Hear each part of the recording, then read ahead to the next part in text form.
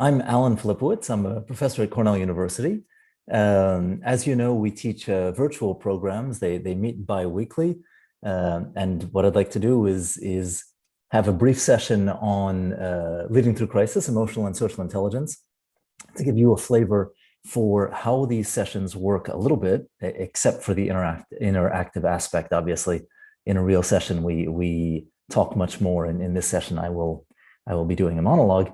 But also to give you an idea of the kind of faculty, some of the faculty at least, that you might see in a Cornell program. So let me start by sharing my screen with you. Of course, you can raise questions that would come back to me through the chat if there's anything absolutely burning. If not, we will deal with questions towards the end. All right. So the topic today is emotional and social intelligence. Before getting into the topic, what I'd like to do is spend a few seconds introducing myself. I am a clinical professor of management and organizations at the Johnson School at Cornell. Here is my background. As you'll see, I have degrees from Harvard and Wharton and Cornell. There are 7 in total. In terms of work experience, I work at a university now. Obviously, I'm a professor. Before that, I was running my own boutique consulting firm, and before that, I was at BCG in Paris, and before that, I was in banking. My research is on emotions, the inter and intrapersonal consequences of emotions. I'm doing work now on the genetic drivers of whether you like to get up early in the morning or late in the evening, which has downstream effects on emotions, etc. So what, right? Why do we care about a background like this? Well, I think that a background like this buys me 5 minutes of undivided attention. If I say something useful in 5 minutes, stay with me for the rest of the half hour, and if not, then go off and do whatever else you might be doing on this lovely Saturday evening. All right, so let's get started then. What I want to do is I want to talk about how you lead in a crisis. I want to focus on emotional and social intelligence, and in particular, I want to give you 3 ideas. And what we'll do is we'll look at what is behind these ideas, and then I want to put these 3 ideas together in a loop. All right. So the first idea has to do with effort, right? It has to do with giving up in the face of repeated failure or not. And the idea here is that of learned helplessness. And the question that we're trying to address is, in the face of repeated setbacks, when do we give up? Giving up is essentially when do we stop putting effort into finding a solution. And we know that when we learn that a situation is unchangeable, that is, regardless of what we do, we are not going to get out of that situation, then our response there is something called learned helplessness, which is that we make no effort whatsoever. And that includes efforts to figure out if the situation has indeed changed. Now, there are 2 interesting insights related to this. And one is the fact that depression is marked by a tendency to see negative events as time invariant. That's the difference between depression and sadness. When you're sad, you are reducing the amount of input you're getting from the outside world because you feel like you cannot change the current situation, but you don't have this time invariance. Depression, on the other hand, you have the same thing, but also a belief that the current situation will never change. Now what's interesting about this is unchangeable situations imply stability. And yet we see this learned helplessness, this lack of effort in situations not that are stable, but in situations that are enormously chaotic. So somewhere we have this fundamental disconnect, right, between the extent to which the situation is changing all the time. Take COVID, for example, right? Every day something new is going on. And yet the feeling that this is never going to change. We're now in the 4th wave. When are we going to get out of this? All right. Now, what can we do about this? Well, what we can do about this comes from an idea, a fairly old idea, maybe 40 or 50 years old, that is still relevant today, which is this: if you believe that you can get the job done, then in the face of setbacks, the intensity and persistence of your efforts goes up. And not surprisingly, if the intensity and persistence of your efforts goes up, your performance goes up. And your performance goes up by a massive amount, by 28%. And this is based on, at the time, 114 studies, 21,000 people were involved across a range of activities: job search, success, adjustment to new organizations, adaptability to advanced technology, a whole range of things that we might consider to be fuzzy, right? This is not physical effort. This is a range of qualitative and quantitative ways of thinking. Now, if I believe I've got what it takes to get the job done, my performance jumps, and it jumps by a large amount. And so the fundamental question I want to ask is, how do I change my belief in my ability to get the job done, right? How do I convince myself? How do I convince other people that we have what it takes to get the job done? Now, this is crucial in a crisis. And we have 3 levers with which to do this. The first is performance on a related task. Have you ever done anything that is related to what you're currently doing? And this is why we emphasize and focus on small wins. A small win is important because of the signal that it gives. And the signal that it gives is, hey, I think I can do this. So if you're working on a large intractable problem, or seemingly intractable problem, it is crucial that you recognize when you start to make the first little step forward. And you point to that as a sign that you might be able to make a next little step forward and a next little step, etc. Similarly, performance on similar tasks includes things like role playing. In our programs, we do an awful lot of case-based work and scenario-based work and essentially role plays, right? You are person A, the other person is person B. You take the skill that we are teaching at that time and you try it out. Same thing with the after session assignments, right? You go out, you try these things, and you try them in part to learn how to use them in your particular context, but in part to start to understand that you can do it. Skills training is the same thing. When you go through one of these programs, one of the things you learn is you can actually do more stuff than you thought, which means that if you believe you've got what it takes to get a more complicated job done, you will see this not just in the content, in the skill that you're applying, but in the amount of effort you apply, the amount of effort you give to applying that skill. All right, so performance on related tasks. The second is modeling, right? If this other person can do it, then you can do it. And this is both a motivational thing, but also through vicarious learning, right? You watch what they're doing, you do the same thing. And the third lever is a credible source, right? When someone whom you trust says, I think you can do this, then you are willing to try harder, then you're willing to believe you can do it, and that makes you try harder and try harder for longer. So let's summarize. We are concerned about whether someone gives up in the face of repeated failure or not. When you are leading in a crisis, it is guaranteed that there is going to be lots and lots of failure. That's why it's a crisis. Otherwise, it's not a crisis. It's a simple little bump or blip in the road. Now, how do we get this to happen? How do we get people to not give up in the face of repeated failures? Well, the key idea is if someone believes the situation is unchangeable, their effort will go to zero. By definition, chaotic environments are changing, and they're changing quickly. So the likelihood that the situation is unchangeable is very, very small. More pragmatically, what levers can you use to help people? Well, the most important thing is to recognize that if someone believes they can get the job done, then in the face of setbacks, their effort goes up, and it stays up for longer, right? Intensity and persistence of effort goes up in the face of setbacks. And you do not need to leave this to chance. You have levers to do this. You can point to things that they have done that are similar in the past, right? What have they done that is related to the current activity that they have succeeded in? You can point to similar other people who have succeeded, or you can be a credible source and say, look, I know you, I know your capabilities, I believe you're able to do this. And when you do this, then you are much more likely to get effort that goes up in the face of setbacks, as opposed to effort that goes down to zero in the face of setbacks. Okay, second big idea. This is why pointing out errors is bad. So here we go. I'll tell you the joke in a second.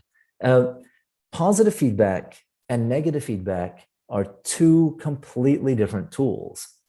And we point this out to you because they do specific things very, very well. Now, what positive feedback does is it enables behavior, it promotes risk-taking and exploration, and it's a great form of motivation. However, it's not particularly informative in the negative range. That is, uh, if you have a small child and you live next to a busy road, and the small child is playing in the garden, right? You say, great job staying in the garden. And as they start heading for the road, you don't say, hey, great job staying in the garden. You're getting closer to the road. And then simply give them less positive feedback as they run into traffic, right? It is very bad at stopping behavior. Positive feedback is wonderful at starting promoting behavior. How do you stop behavior? Well, you stop behavior with negative feedback, right? If you have a child who's running into the road, you yell at them. You say, no, don't do that. It is a great, great way to inhibit behavior. It's got very high information content. Now, as you know, if you've received negative feedback, and you certainly have, negative feedback generates negative emotions. Now, in addition to generating negative emotions, it has a very important cognitive effect, which is it curtails risk-taking and exploration. And so you want to ask yourself, what do I want? Do I want risk-taking and exploration, or do I want less risk-taking and exploration? Now, what happens is we should match our feedback to the situation, right? Positive feedback to enable behavior, negative feedback to stop behavior. But we need to be very, very careful about what happens next, because when we are in a crisis, we tend to experience that as very, very stressful, and we tend to over emphasize the negative feedback. It is more difficult to be positive and give positive feedback when everything around you is falling apart. But that is exactly the wrong behavior as a leader, because if you give people negative feedback, right? Remember, it's a chaotic crisis. Somebody tries something and it fails, and you point out the error. What happens is they will learn from the error, but they will be less willing to take risks. They will be less willing to explore, and taking risks and exploring is exactly the kind of thing you need to generate the kinds of ideas to get you out of a crisis. Okay, so that's the second idea. Third idea, why do people do things? Why do people do things? So in essence, people only do things for three reasons. That is the spanning set. There is no other driver of behavior other than these three big categories. And one big category, the one we tend to think about first, particularly in certain cultures, is something about the person. Somebody does something because of something fundamental about them. They are motivated, they are lazy, they are conscientious, they're not conscientious, they're intelligent, they're not intelligent, and on down the line. But the reality is, people really do things because of the influence of others around them. And they really do things because of what the environment lets them do, because of the situational constraints. Now, what does that mean? If I'm trying to figure out why other people are doing things, most of the time, for many of my interactions, I do not have time to have an in-depth conversation with the other person. I receive an email, there's lots of other people in the meeting, there's lots of other things going on. I don't have time to go ask them directly. And so I have to guess. Now, how does one guess better? Well, it turns out that if I make only one guess, then what happens is I forget that that explanation is a hypothesis. And I start to think it's the truth. Why did they do that? Well, because they are not motivated. Why do they do that? Well, because they are not courageous. They're not intelligent enough, who knows what. But that is a guess. When contradictory information comes in, because I have only one guess that I have coded as the truth, I will ignore the contradictory information. Alternatively, I could guess twice. And if I guess twice or three times, I become much more likely to update. Now, why is that important? Remember, the environment is very chaotic. In a chaotic environment, I'm making these quick guesses. If I'm not taking into account some of these other drivers that we'll get back to in a second, I'm more likely to guess wrong. And if I guess wrong, how bad is it if the environment is changing quickly? Well, that depends on whether I will update or not. If I guess wrong but update quickly, it doesn't matter that my first guess is wrong. However, if I guess wrong and I don't update, I'm in big trouble. Now, how do I do this without doubling or tripling the amount of time I spend thinking about the behavior of other people? The recommendation here is that you simply practice. And what you are practicing is guessing from categories that you don't tend to use. So back to the drivers of behavior. Remember, there are three categories of drivers: something about the person, the social influence, and the situational constraints. And those last two are the ones that we don't tend to use.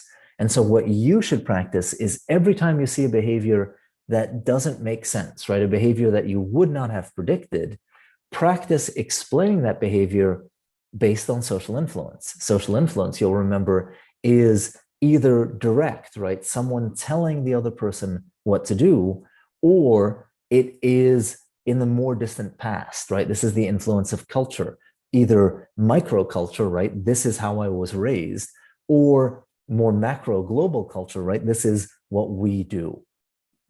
These influences are enormously powerful, and they are enormously powerful relative to something about the person. Now, there is another source of behavior, which is, what does the physical environment let you do? I live in a very, very cold climate. I spend a lot of time teaching people out of India. India cannot be considered a very, very cold climate. Now, the people I spend time around here in Ithaca, New York, tend to run a lot. They go outside, they go jogging. The people in India, in Mumbai, for example, do not tend to go outside and jog a lot. Why is that? Is it that the people in Ithaca are more motivated than the people in Mumbai? No. It's simply that if you step outside of Ithaca, you're in the middle of fields and it's cold enough that you can run without dying. If you step outside in Mumbai, you're in the middle of traffic. And the number of times I've been there where it's actually cool enough to run without dying is very, very small. The situation drives behavior, and it drives behavior very strongly. If you're trying to understand people, you have to take these into account. Okay, so let's summarize here on this last idea. Why do people do what they do? Well, they do what they do probably because of something about them, but most likely they do what they do because of social influence. Social influence is other people around them suggesting what they should be doing, or situational constraints. That is, what is the environment allowing them to do or pushing them to do? Now, let's start thinking about these ideas in a loop. Remember, three ideas so far. One is effort. Effort has to do with whether I'm going to give up in the face of repeated failure or not. And we know that effort is driven by a belief in your ability to get the job done. And that belief drives intensity and persistence of effort, which has a massive impact on performance. But that belief comes from, in part, credible sources. That's the first idea. The second idea is when people are exploring, if they receive negative feedback, they are less likely to continue exploring. When people are doing anything, if they receive negative feedback, they are less likely to take risks and explore. So negative feedback, though it is absolutely a critical tool to stop behavior, has secondary consequences, and those secondary consequences are important if you're trying to figure out your way out of a crisis. And the third idea is when we try to understand other people's behavior, in all of those situations where we do not have enough time to go ask them, when we're in those situations, if we simply guess and guess one time, we become less flexible in our ability to update. And even worse, we tend to guess from the one driver that is the least likely to be the explanatory driver of that behavior. So social and situational drivers are particularly important, particularly if that action, that behavior seems to be willful and malicious. All right, so let's take these three ideas and let's put them together in a loop. So here is the more common loop. Somebody does something and you're not particularly happy with what they did. What do we think is the driver of that behavior? Well, the more common driver is they did it on purpose. Now, that ignores the social and situational drivers that we just talked about. When someone does something that you're not particularly happy with and they did it on purpose, you give them feedback and you give them predominantly negative feedback. Now imagine that you're a credible source for that person. What happens next? That other person is going to stop exploring and their effort is going to drop. And what happens after that? Well, that is going to objectively confirm your assessment of them, right? That is going to essentially serve as data, wildly biased, but data nonetheless, data that in fact they did something on purpose, and the poor performance was not driven by other things. And this loop is going to, these effects are going to cycle. So you're more convinced that they did something on purpose. You are more likely to nudge your feedback towards the negative side. They are more likely to stop exploring. Their effort is going to go down. That is going to more strongly confirm your assessment, and you're off to the races. The problem is, as the situation gets worse and worse and worse, as the crisis compounds, our tendency as leaders to do this kind of thing goes up. And that is driving our people's behavior in exactly the wrong direction. Now, let me suggest an alternative based on some of the ideas that we just raised, which is when you see something that you're not particularly happy about, the behavior of someone that you're not particularly happy about, you want to focus not on them as a person, but on the social and situational drivers of that behavior. For example, it should not be surprising to anyone that people who work for you now are less motivated than they were a year ago, because they've been going through an incredibly difficult situation. It should not be surprising now that they're talking to each other and that social influence is driving their behavior in a particular way. Now, knowing that, recognizing that, you might want to think about trying to tilt your feedback towards the positive side. That is, in the distribution of behaviors that your subordinates are exhibiting, some of them are spectacularly good, some of them are spectacularly bad, most of them are in the middle. What you should do is you should focus to the middle, to the positive side, and push those, encourage those. That will make them behave in a slightly different way. And that's on the social side. Figure out what it is that is causing structurally the behavior that you don't particularly like, and change the field in that person's favor, right? If people are becoming exhausted after 9 hours of continuous Zoom meetings or continuous Teams meetings, perhaps you should think about reducing the length of the meetings, right? That is changing the field in the direction of the behavior that you want. All right, what happens next? Well, what happens next is, as we know, the other person will try harder and they'll explore more. Why? They'll try harder because you, a credible source, are making signals that you think that they can get the job done, and because they're getting more positive rather than negative feedback, which drives more exploration rather than less exploration. And that is then going to give you behavior that objectively confirms your assessment, and now you're looping in the positive direction. All right. So we have a few minutes left. The idea here was to give you a very quick overview, a very quick taste of the kinds of stuff we do in these virtual sessions. Obviously, in a virtual session, there is much more interaction both between the faculty member and the participants, and interaction between the participants as they work together on these simulations, as they practice putting these ideas into their particular context. We looked at three big ideas: one around effort, one around feedback, one around your understanding of other people. And we suggested that when you start to any of these ideas alone are useful, but as you start to combine them, you see that they in fact snowball. And so if you combine them correctly, you get fantastic output. And if you combine them incorrectly, you get really, really bad output. And we're seeing an awful lot of this now because we are still in a time of crisis, and a time of crisis sadly causes us to behave in ways that is suboptimal. Okay, let me start looking at some of these questions. The first is, how do you manage employee stress and resilience during the current uncertain times, especially when adapting to the work from home environment? This is a question by Sura. One thing you should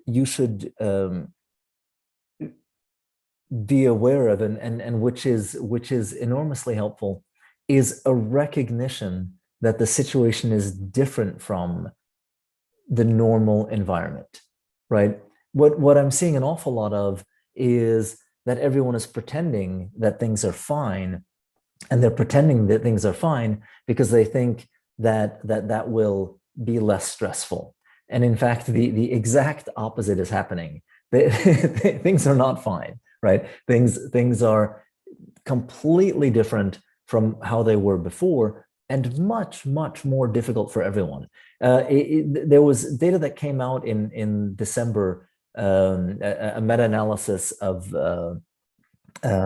studies on depression and anxiety across the world. And depending on what you use as a base rate, you're seeing a doubling, tripling, or more of the incidences of anxiety and depression. At the very, very least, you should recognize that things are really, really tough for you, and really, really tough for your employees, and be explicit about that. Recognize it. Recognize that they need more slack, in essence. They need more flexibility on your part. And that simple recognition will perhaps start the kinds of conversations that will help you move along. Human beings are political. Feedback has potential consequences of being taken politically. Positive feedback, depending on the choice of words, taken with doubt, and negative feedback taken as animosity. Right. So the thing that makes feedback difficult is we tend to forget in giving feedback that it has exactly one goal, no other goal. There is one goal, and one goal only of feedback, and that is to help the other person. If your positive feedback will help them, give it. If your negative feedback will help them, give it. If you're giving feedback to make you yourself feel better, there are better ways to do that, right? It is counterproductive to give feedback because you feel like you have been wronged, right? You're being wronged can be solved with a different set of tools. There are negotiation tools, there are influence tools, etc. But it is not the driver for feedback. As long as you go out of your way to remember and to signal that the feedback is meant to help someone, then the political nature of the feedback tends to go away. But that was a comment by Rajiv. Thanks, Rajiv, for that. And Suraj, thanks for your earlier comment. How do you inspire your team as a leader in these VUCA times? Well, one thing to keep in mind here is to recognize that though the situation is quite difficult, it is not impossible, right? And that differentiation between difficult situations and impossible situations, you can make, and pragmatically you can change people by what we had talked about in our first point. And that first point had to do with self-efficacy. Do they believe they have what it takes to survive and thrive in this environment? And they don't know, but you can help them. And you can help them by pointing to things that they've done that are similar to this, by pointing to people who have done similar things, right? The other people who have survived these very, very chaotic or VUCA times. And finally, by being credible yourself, by saying, look, here is what I know about you. And based on what I know about you, I think you can do this. It's not going to be easy. It will be difficult. It will be complicated, but I believe you can do it. And the lever then is your actions drive their beliefs, which drive their effort, which drive their performance.